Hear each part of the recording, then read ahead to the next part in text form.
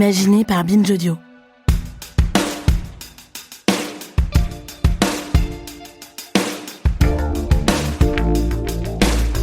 S'il y a bien un retour de hype que perso je n'avais pas du tout anticipé pour cette année 2026, c'est celui de la tectonique. Et pourtant, un simple petit tour sur vos réseaux et sur vos titres de presse préférés vous permettra de voir qu'un peu partout, on annonce le retour de la fameuse danse qui fut si populaire au milieu des années 2000 avant de disparaître aussi vite. Souvent moquée mais rarement égalée en termes d'engouement massif, la tectonique, du haut de ses 20 ans d'âge, est désormais reprise sur TikTok où les tutos de ses mouvements les plus fameux pullulent. Ce qui fut ringard hier et voué à redevenir cool, c'est le grand cycle de la pop culture. Mais c'est quoi l'histoire de cette danse ? Pour répondre à cette question, et à bien d'autres qu'elle sous-tend, je vous propose de redécouvrir le documentaire que nous avions consacré au sujet il y a quelques années déjà, un documentaire signé Karim Boukercha et Quentin Bresson dont voici le premier épisode. Je suis Thomas Rozek et vous écoutez Programme B.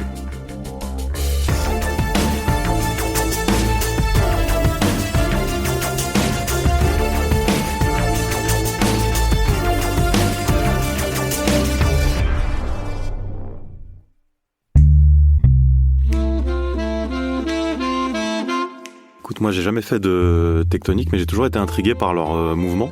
Il se trouve que plus jeune, j'ai croisé leur route parce que ça m'est déjà arrivé d'aller dans la boîte où ils dansaient, où ils avaient leur soirée. Et j'avais toujours trouvé que c'était un mouvement que je jugeais authentique. Je me reconnaissais pas du tout dedans, mais j'ai toujours trouvé qu'ils avaient quelque chose de vrai et qu'ils vivaient quelque chose d'unique à leurs yeux. Du coup, il y a eu une curiosité qui est arrivée un peu plus tard pour moi de revenir là-dessus.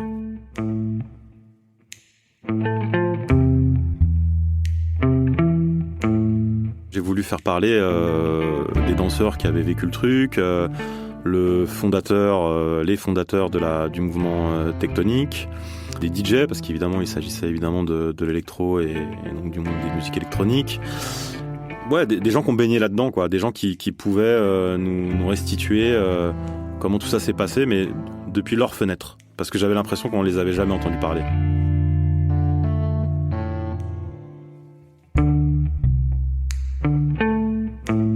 J'en ai tiré qu'ils avaient vécu quelque chose d'extraordinaire, qui s'était arrêté du jour au lendemain, qui avait été ultra à la mode et démodé presque aussi vite, et que eux, ils en ressortaient avec une très grande nostalgie, et aussi peut-être un sentiment profond d'incompréhension. C'est-à-dire que même quand j'essayais de les faire parler, je voyais que les gens étaient vite fuyants. Quand il s'agissait de parler d'un autre qui avait participé au truc, ils me donnaient pas leur nom. Et des fois, j'avais vraiment l'impression, c'était presque comme s'ils avaient une maladie grave, tu vois, Puis petit à petit, je crois qu'ils ont ressenti que j'étais bienveillant et que moi, j'avais juste finalement envie qu'on les comprenne mieux et leur donner la parole. Et alors là, on est rentré dans un autre rapport que je pense qu'ils m'ont confié vraiment comment ils l'ont vécu. Voilà.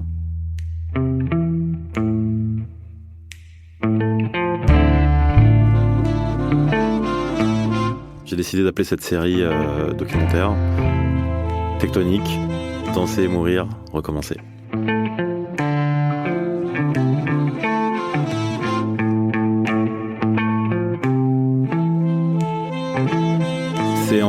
C'est en 4 épisodes. Et le premier vous raconte comment la tectonique naît dans le temple mythique du Métropolis.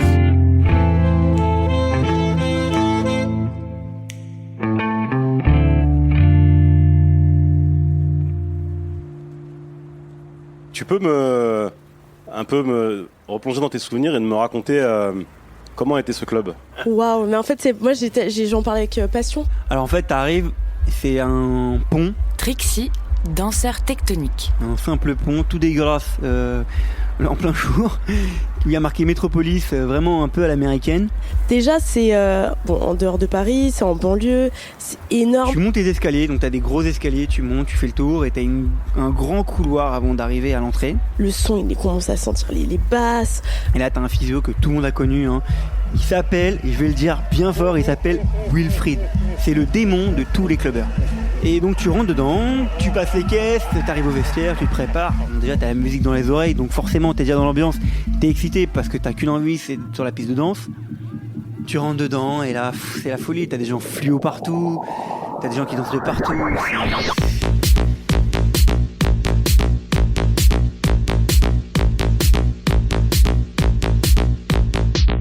C'est pas qu'une boîte de nuit, c'est pas le réduire à ça, c'est pas possible en fait. Mathilda, danseuse tectonique. C'est un peu Alice au pays des merveilles. En fait, c'est un monde à part, clairement. La soirée, j'étais complètement choquée. Je me suis dit, mais qu'est-ce que c'est que cette boîte qui fait 5 salles, qui accueille, il y a une queue à 21h30, je comprenais rien, je voyais des gens avec des trucs fluo partout. Moi, c'était pas du tout mon monde à la base. Donc t'es arrivé dans cette grande salle avec un haut plafond, parce que t'avais une mezzanine au-dessus, avec un toit qui s'ouvrait à l'époque. Et si tu veux, t'allais soit à droite, soit à gauche. Quand on arrive, déjà, il y a une ambiance, il y a un truc assez fort, il y a une puissance. Et après, on rentre dans ce truc-là, on se dit, mais qu'est-ce que c'est que c'est immense, immense. On lève les yeux, c'est immense, on voit un étage. Il y a des escaliers, un carré lumineux.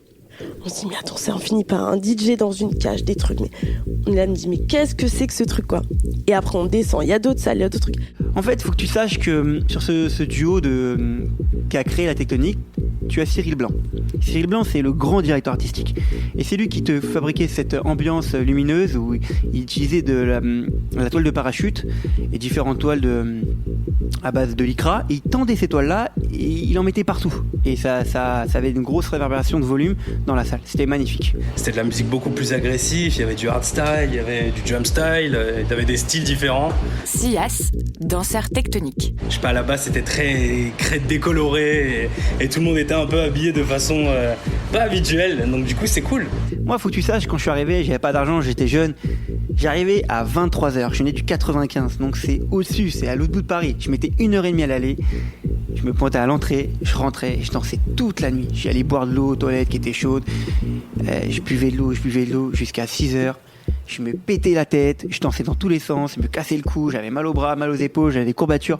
Puis j'étais tellement heureux parce que ma place elle était là et nulle part ailleurs. Et tous les week-ends c'était ça, et le retour je mettais 2 heures pour rentrer chez moi. Tout le monde, en fait, il y avait un espèce d'écho qui résonnait dans Paris qui disait que le Métropolis c'était the place to be, l'endroit où il faut vraiment être.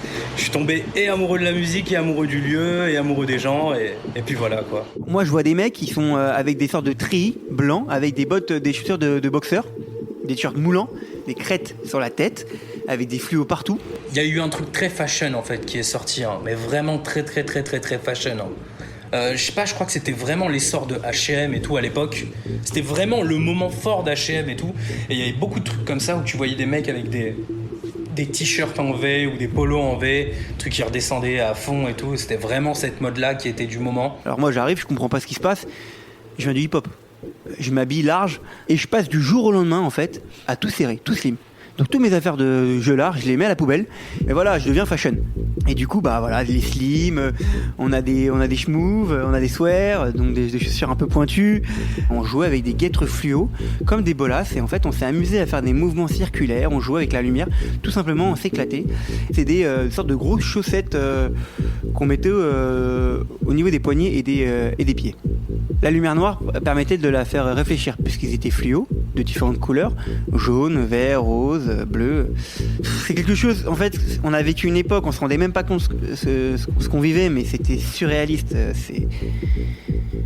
On vivait un truc qui était tellement fort. La première fois que je vais au métro, c'est le 24 septembre de 2006, je crois. Je peux pas l'oublier, c'est impossible. Je peux pas. Ah, les gens diront que j'étais fou, mais non, c'était juste magique. Si je devais le refaire, je le referais. Mais là, dès maintenant. Donc le pont d'Orly, c'est un énorme pont qui traverse l'autoroute qui mène de Paris à l'aéroport d'Orly. Alexandre Barouzdine, cofondateur avec Cyril Blanc des soirées tectoniques. À l'époque, c'était un projet de centre commercial. Donc centre commercial, qui dit centre commercial dit quand même grosse superficie, dit des accès un peu de dingue avec des escalators. Sauf que le projet ne prévoyait pas forcément qu'il y ait un projet un tout petit peu plus loin qui s'appelle Belle Épine qui se crée. Et donc le projet du centre commercial tombe à l'eau, les boutiques ferment les unes derrière les autres et la famille Feingold récupère ce lieu, je crois pour le franc symbolique, avec une concession illimitée, qui leur permet en fait de modifier ça et d'en faire la plus grande discothèque de Paris-Île-de-France. Et là on se retrouve avec l'architecte d'aéroport de Paris qui travaille en même temps sur le Métropolis pour faire des choses qui n'existaient pas, hein. À l'intérieur de la discothèque, un module mobile qui fait complètement survoler toute la piste de danse avec les artistes qui pouvaient monter dedans et passer au-dessus. À l'époque, tu avais même encore un mobile qui tournait sur lui-même, donc les gens dansaient dessus et allaient tourner. Enfin voilà, des idées complètement hallucinantes et incroyables qui n'existaient nulle part ailleurs. Ou peut-être qu'à l'époque du studio 54 à New York, où vraiment tu avais des architectes qui pouvaient s'éclater parce qu'on leur laissait la possibilité. On est dans un endroit festif, il faut y aller à fond, donc Benno Feingold dit allez-y, éclatez-vous. Et on se retrouve justement avec un outil de travail qui est magique parce que complètement innovant. On est effectivement dans un mélange à l'époque qui était très futuriste, hein. Ça permet vraiment d'emmener les gens vivre une expérience musicale qu'ils n'ont pas l'habitude forcément de voir ou d'entendre. Donc ce lieu s'y prête, les gens le découvrent et au final reviennent. La jeunesse de tout ça, ça part d'un voyage à la base. Ça part d'un voyage en Angleterre où l'on va vivre justement pendant 1 an. On va découvrir le pays, on va découvrir les soirées, la musique. On va vraiment s'entourer justement de DJ. On va avoir la chance et l'opportunité de pouvoir apprendre le métier. Et ça, c'est important, c'est apprendre le métier aux côtés de soirées qui s'appelaient Melt à l'époque, dans une boîte de nuit qui s'appelait le Turn Mills, qui n'existe plus malheureusement aujourd'hui. Donc on est vraiment dans une époque très techno, même hard techno. Et on donne un coup de main justement à une copine qui nous permet de voir ce qu'il y a derrière une soirée. Comment est-ce qu'on organise une soirée ? Parce que non, c'est pas simplement on ouvre les portes et on met la musique. Non, il y a des gens qui travaillent, il y a des gens qui sont à la comptabilité, il y a des gens qui sont au ménage, il y a des gens qui remettent les boissons dans les bars. Et on découvre justement tout ce monde derrière la soirée. Au bout d'1 an que l'on vit à Londres, on décide de revenir sur la France, à Paris. Et on se pose la question, on se dit mais on aimerait bien continuer cette aventure. Où est-ce que l'on pourrait aller ? Qui est-ce qu'on connaît dans nos relations ? Et on se souvient d'un ami qui s'appelle Jean-Luc, dans une discothèque qui n'est autre que le Métropolis. On discute avec lui, on se refait un petit peu la vie, qu'est-ce que tu as fait, d'où tu viens et tout ça. Et puis il nous propose, mais attendez les garçons, si vous voulez, moi aujourd'hui j'ai besoin de redynamiser le club, j'ai besoin de faire connaître un petit peu qui nous sommes.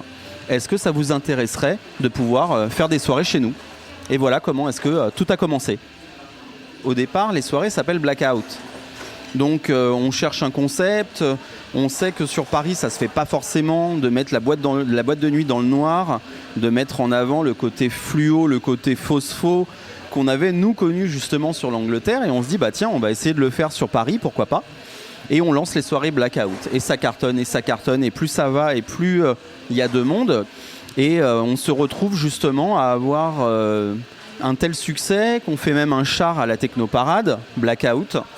Sauf qu'en fait, chose qu'on ne savait pas, une marque ou un nom, quel qu'il soit, derrière il y a une marque, et derrière une marque il y a peut-être un ayant droit, et ça nous on ne sait même pas de quoi on parle. Et on se retrouve avec une lettre du propriétaire de la marque Blackout qui me convoque et qui me dit écoutez, vous êtes bien gentils les gars, mais je suis propriétaire de la marque Blackout, donc vous arrêtez vos conneries, vous n'avez pas le droit de faire de soirée comme ça, la marque m'appartient, donc maintenant vous faites autre chose, mais sinon, ou si vous voulez garder le nom Blackout, vous devez me verser des royalties et ce genre de choses. Donc on est un peu dépité parce qu'on avait lancé justement ces soirées qui cartonnaient et qui étaient vraiment un succès incroyable, et on se retrouve à devoir se mettre autour de la table, à cogiter les uns les autres sur ce qu'on appelle une marque que nous on connaissait pas forcément, en tout cas dans notre domaine, parce qu'on savait pas que ça existait dans le domaine de l'événementiel. Et on se dit bon, qu'est-ce qu'on pourrait faire ? On aime les genres musicaux qui se rencontrent, qui s'entrechoquent entre guillemets, parce que déjà à l'époque de Blackout, on n'hésitait pas à mettre de la house, on n'hésitait pas à mettre de la techno. Donc pourtant ça n'avait rien à voir. À l'époque, tu ne mélangeais pas les deux styles musicaux. Nous, en fait, on le faisait. Et on se dit qu'est-ce qui arrive en fait à s'entrechoquer et à se réunir, et on se dit on cherche des noms, tu t'en doutes, hein, c'est passé par tous les noms de la Terre, et il y en avait un où on se rend compte que les plaques tectoniques sont des plaques qui n'ont rien à voir et qui se rencontrent et qui créent quelque chose.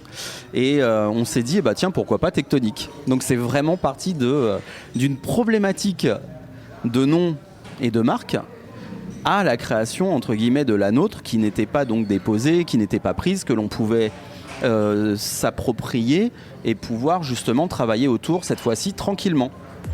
Voilà comment Tectonique, le nom Tectonique est né. Ça prend du temps évidemment de lancer une soirée avec sa propre identité, que ce soit visuel, que ce soit musical et ce genre de choses, mais tout du moins on va dire que ça se réfléchit en amont. Cyril et moi. Cyril s'occupe plutôt de la partie justement visuelle et la partie aussi artistique en général. Donc si tu veux, ce que l'on fait, c'est qu'on se dit qu'est-ce qui manque aujourd'hui dans le paysage musical à Paris. Donc il y a effectivement à l'époque vraiment la partie hip-hop R&B qui est très ciblé et qui est propre à certains clubs. Nous, on est dans la fin des années 90, on est dans les années 2000. J'ai envie de te dire que ça se cherche un petit peu, tu vois. On a toujours, entre guillemets, encore deux grosses tendances à l'époque, c'est la house et la techno, qui sont vraiment deux mondes différents, parce que d'un côté tu as vraiment le monde du clubbing avec la house, et tu as la techno où tu te retrouves avec du Laurent Garnier. Il n'y a pas forcément de gros repères, tu vois, c'est deux mondes complètement différents, mais qui, nous, de notre côté, font que ça nous intéresse dans une soirée d'avoir une sorte de progression. Par la suite, on va rajouter, lors de nos différents voyages, du hardstyle qu'on avait écouté à l'époque en Hollande, de la trance.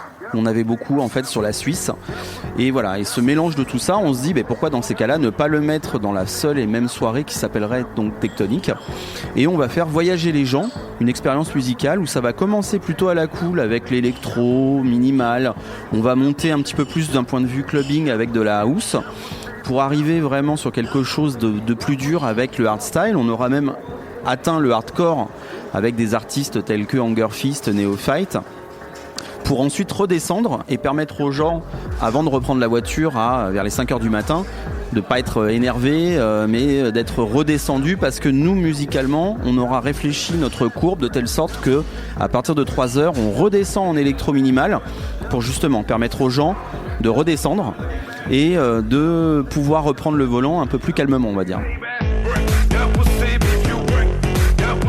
Ça commence house, hop, après on arrive sur l'électro, minimal, et on bascule, je sais plus, c'était 23h45 ou minuit, ouverture du Métropolis. Donc c'est un truc qu'il y a tout le temps, à minuit.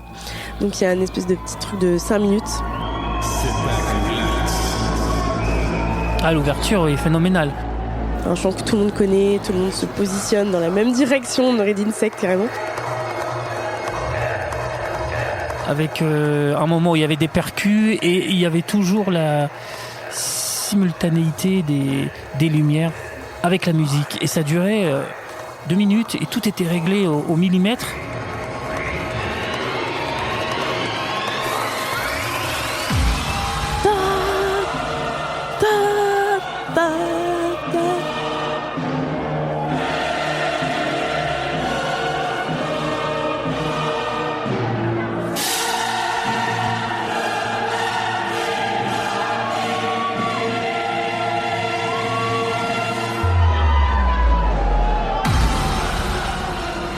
Il y a une anecdote là-dessus, il y a eu pendant un moment une petite rumeur qui disait que le pont allait s'écrouler parce que tous les clubbers tapaient du pied en même temps.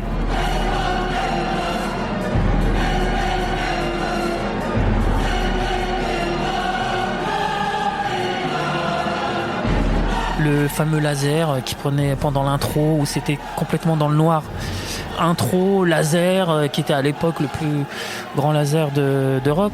C'était un laser avec de couleur verte, parce que là, c'est la couleur qui se voit le plus en club. C'est décuplé par le fumigène. Mais le laser suivait en plus la musique. Donc à chaque fois qu'il y avait un rythme, le laser bougeait. C'était... Ouais, les gens qui essayaient de mettre la main dans le laser, enfin ce genre de choses. Et tout ça fait que ça a fait le succès du Metropolis, c'est sûr et certain.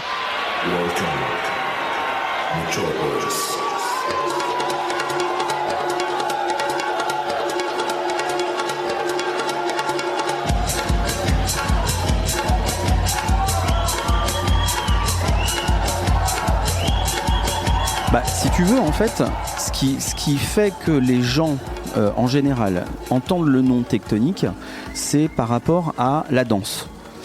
Or, Tectonic, c'est des soirées. Quand tu regardais, tu voyais des gens qui dansaient l'un à côté de l'autre, très figés, c'était très statique. Et tu avais, alors déjà à l'époque, en 2000, tu avais Cyril qui, lui, est sorti d'une période de danse classique, moderne jazz. Moi qui étais fan de tout ce qui était voguing, et au Metropolis, parce que c'est nos soirées, parce qu'on fait aussi ce qu'on veut, on s'éclate à droite, à gauche, à faire des grands mouvements, justement parce qu'on en a marre de voir ces gens qui sont figés comme des pingouins et qui dansent un petit peu en faisant du surplace. Et nous, vas-y, qu'on fait des grands mouvements de bras, des grands mouvements de jambes, et on s'éclate et on s'amuse. Et pourtant, on n'est pas des danseurs professionnels, hein. Il fait passer une boîte de nuit qui est figée à des gens qui commencent à pouvoir utiliser les bras, à faire des mouvements avec les bras, à prendre un petit peu plus de place. On commence à avoir déjà un balbutiement, jusqu'à ce qu'effectivement tu te retrouves avec une salle qui saute lorsque le DJ il envoie après le break, que ça repart. Voilà, on a vraiment nous connu ce moment où on est passé d'une boîte de nuit qui était assez figée à une boîte de nuit où ça danse dans tous les sens. C'est une union de différentes choses. DJ RVB, un des DJ de référence de la Tectonic. Ça a été une union du Metropolis en lui-même, de la danse qui était en train de se créer au sein du Metropolis, du style vestimentaire qui fait que celui qui allait au Metropolis avait la sensation d'appartenir à une famille. C'était la famille du Metropolis. Et tout le monde se réunissait là-bas parce que c'était un style vestimentaire particulier. Tout le monde aimait un style de musique. Et en fait, c'est pour ça que ça a pris. Il y avait vraiment une âme. Et c'est ça qu'on aimait aller chercher là-bas. C'était une famille, puisque les gens cherchaient à faire des teams, des équipes de meilleurs danseurs. Et ils se faisaient des battles, justement. Et c'est de là qu'est née la battle. C'est parce que c'est les teams qui voulaient être les meilleurs danseurs. Je pense que c'est né comme ça. Yeah, it's just tectonic.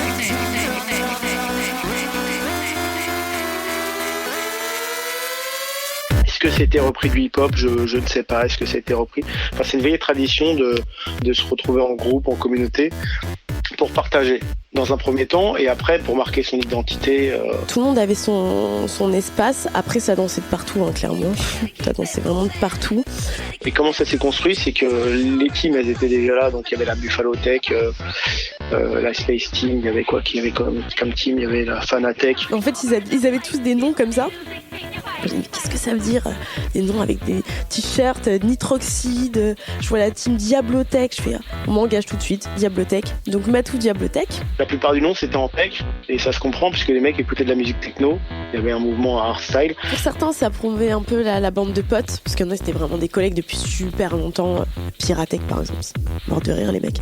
Bibi Rookie, non mais des noms à se tordre de rire quoi. C'était vraiment peace and love, chacun son petit groupe et chacun se clubait à droite à gauche, chacun ses préférences. Kali, danseur tectonique. En parallèle des sorties en boîte de nuit, les gens organisaient des choses sur leur Skyblog, donc ils partaient à droite à gauche.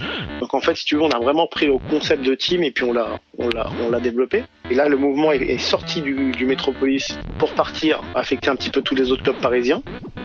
Et là, on a eu une émergence au Mix Club, au Red Light, et après un peu dans toutes les boîtes de France et même de Belgique, d'Europe. Et après là, ça a commencé de plus en plus. Chaque semaine, il y avait de plus en plus de pas, et ça s'arrêtait pas. Ça s'arrêtait pas de danser. Et surtout, quand on faisait les battles, c'était pour progresser, inventer partager, c'était pas un esprit de compétition. À l'époque, il y avait vraiment pas cet esprit de compétition. En tout cas, pour nous au Métropolis, il n'y avait pas ce truc-là. Donc si tu veux, il y avait le mix club qui dansait déjà très très fort, mais eux, ils avaient une autre culture musicale qui était l'électro. Donc nous, on dansait sur du hardstyle, donc une danse qui est totalement différente avec des nappes qui montent et qui descendent et des moments de puissance. Donc en fait, c'était une autre façon d'appréhender la musique. Le Red Light à l'époque était assez shuffle, on y allait en after le dimanche. Donc tu avais un groupe minimaliste, de l'électro et on avait du hardstyle.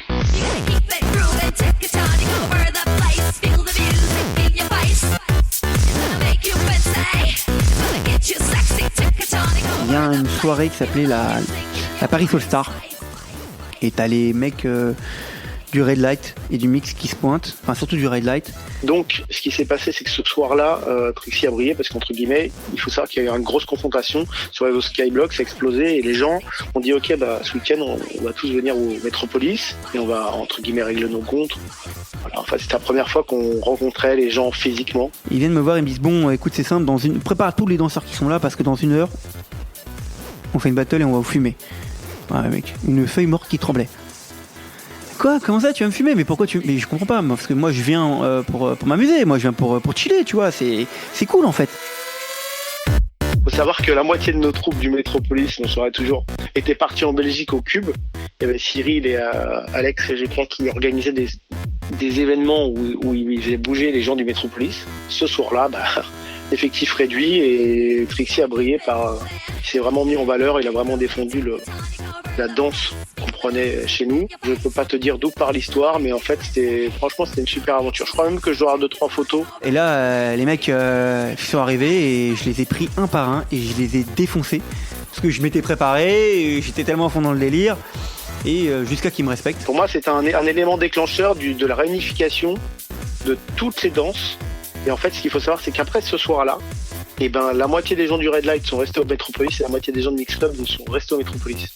Et après, ce soir-là, les gens du Métropolis ont commencé à les clubber dans les autres clubs pour voir ce qui se passait là-bas. Si tu veux, c'était comme si tu avais 3 identités propres et les gens, ils sortaient de leur monde, ils allaient dans un autre monde pour voir une autre culture de danse. Et au final, après, on s'est tous à peu près liés d'amitié. Tu sais, ça commençait dans les grands mouvements. Le mec, tu le vois tous les week-ends. Tu l'as clashé au début, puis après, tu rigoles avec tout le monde, quoi. Il y a des choses qui sortaient du lot de partout.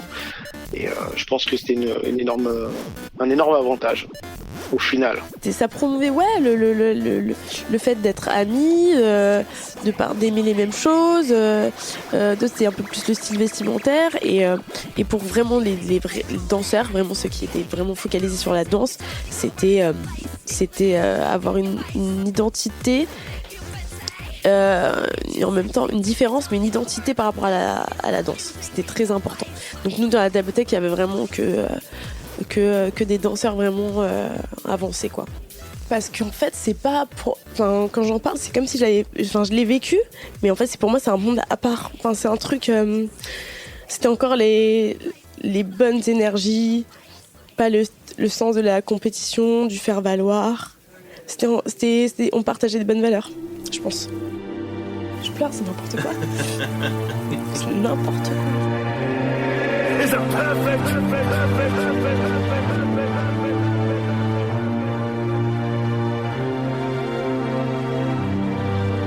Visuellement, c'est ça qui est fort. Tu vois, visuellement, c'est qu'il y a de tout. Il y a pas de. On se pose pas la question de savoir qui fait quoi. On s'en fout. On s'en fout, on est là pour le même but. On est là juste pour danser. Juste pour kiffer la musique et montrer nos steps, montrer ce qu'on fait avec la lumière. En fait, ce qui a été fort, c'est ce mélange de culture réelle. Le plus important, c'est qu'on kiffe. On se retrouve à mettre justement en scène sur des flyers des mannequins. Tu sais pas trop si c'est des filles, tu sais pas trop si c'est des garçons, tu sais pas trop qui est avec qui. Donc voilà, on joue un peu là-dessus et au final ça nous fait rire parce que les gens se posent des questions. Et c'était ça aussi Tectonique, il y avait aussi ce côté très androgyne. On savait pas trop qui était qui ou qui était quoi, tu vois. Et c'est en plus, je pense, une époque où les jeunes aussi ont commencé à pouvoir sortir les uns avec les autres Il n'y avait pas à se cacher, il n'y avait plus à se cacher. C'est-à-dire que 2 filles ensemble, elles étaient évidemment bienvenues et c'était normal pour nous. 2 garçons, c'était pareil. C'est-à-dire qu'il y avait vraiment une volonté de casser tous ces codes. On n'était pas une boîte gay et pourtant à l'intérieur tu avais aussi bien des gays que des lesbiennes, que des trans. On avait vraiment réussi à faire ce qu'à l'époque les grands, ceux que l'on admirait justement, les David Guetta avec le Palace, avaient réussi à faire, c'est-à-dire mélanger toutes les catégories socio-professionnelles pour s'amuser autour d'un même thème qui était la soirée.